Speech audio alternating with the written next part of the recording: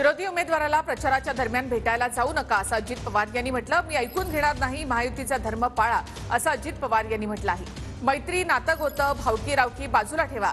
पिंपरी चिंचवड मधील सभेत अजित पवार यांनी कार्यकर्त्यांना आवाहन केलं आहे।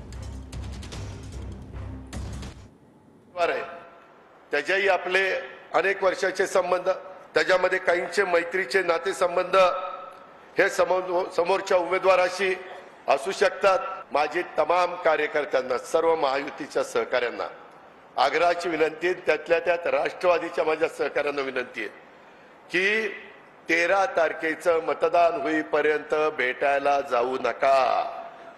नाही दादा, सहज गेलो होतो, गप्पा मारायला गेलो होतो, गप्पा नको टप्पा नको।